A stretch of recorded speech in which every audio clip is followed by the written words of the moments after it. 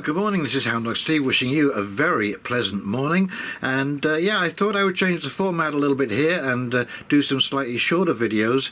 I know myself, when I'm watching a video, once you start to get into 15-20 minutes, it's like, okay, that's a little too long, and so I'm going to try and shorten these up, quicken them down a little bit, and make them a bit more concise, and make them kind of information bites, shall we say. Anyway, this little item came across my desk, and I thought it was interesting because years and years ago when I was cutting hair, I used to tell my customers that there will come a day where some nerd in an office will sit down and calculate out how many breaths the average person takes in 65 years, and if you exceed that amount, you will start paying a tax on your breath. Or if you were driving a car, you would have almost like a credit card that would slot into your dash, and these would be carbon credits, and once that card ran out, your car, wherever it was, would just come to a grinding halt and refuse to go any further. And we haven't perhaps got quite to that point yet with the automobiles, but here we are. Here is a study done by Wouldn, and this is the amount of nitrous oxide and methane exhaled by humans. And who is Wouldn? Well, this is a research agency or company, private, and they do research. I guess they're paid to do certain types of research. They initiate research themselves and sell that to governments. And really the big thing that you need to know is that the major donor is Bill Gates.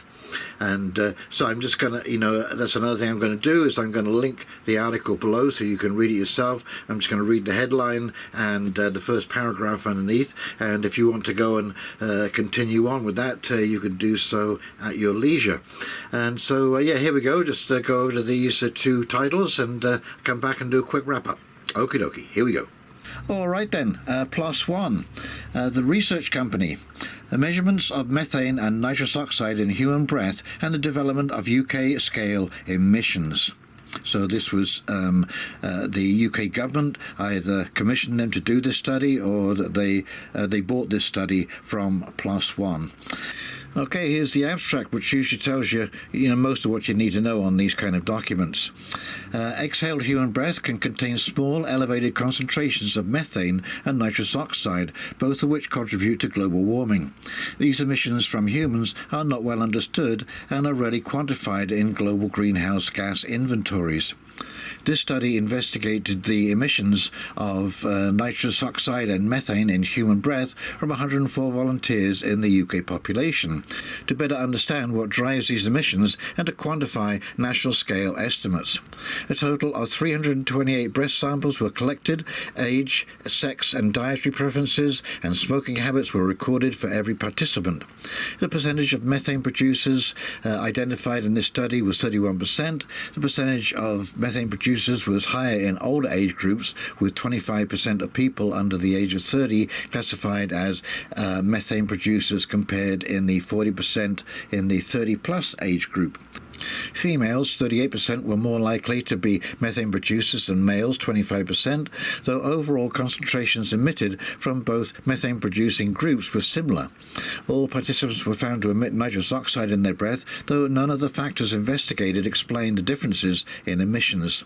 Dietary preferences was not found to affect methane or nitrous oxide emissions from the breath in this study. We estimate a total emissions of, now this is all the gobbledygook of, anyway, it's small. It is small. I just can't believe that they're even bothering to do this, when we have, like, volcanoes, those things that erupt every so often. Okay, so this is on the plos.org website. I will link all of this stuff below so you can go check it for yourself. Gates Foundation Partnership. Accelerating open science with support from the Gates Foundation. Now, open is actually code for closed, but it's to make you feel better about the whole thing. Aligned with our work to catalyze change in scholarly publishing, PLOS has been awarded a $3.3 million grant from the Gates Foundation to support further development of our alternative business models and efforts to move research communication beyond the article. And also look out for terms like alternative business models. Like, what exactly does that mean? The 3-year funding provides support for Gates grantees who choose to publish in PLOS journals. Gates grantees, the people that Gates gave money to? Okay, so they get a front seat when it comes to publishing in your magazine in return for the $3.3 million. Oh, okay, all becomes clear. So these grantees will enable improvements in capturing and disseminating funder metadata and allows us to pilot a program to advance the sharing of preprints and open peer review. Well, isn't that nice? Isn't that so nice? There you go, folks. That's all you need to know. So I can assure you, my friends, that this is evidence that we have indeed entered a new paradigm. And it also shows just how absolutely tight-wadded these people can be. I mean, and it never ends. And it never ends. You know, I'm going to give you a little example here of a chap we shall call Mr. Hilter, and in his time between 1936 and 45, or prior to that. But I mean, once that regime had run out of, outcasts and gypsies and weirdos and what have you, and certain, groups of people, shall we say, the next thing you know, they were looking at your eyes for the shade of blue, and they were measuring certain body parts on your face to see how long it was. And the point I'm making here is, these people never stop. Like, once that is done, it'll be something else, and then something else, and something else, because it's not about those issues. It's about who these people are internally. And I think we're starting to see who they are internally. Okay, well, I hope you've enjoyed this, and please look out for having to pay for your breasts once you get past the age of 65. Okie dokie, if you've enjoyed this video, please like, comment, subscribe below, and in the meantime, this is Houndog Steve wishing you a very pleasant morning, and we'll talk very, very shortly. See you now. Bye.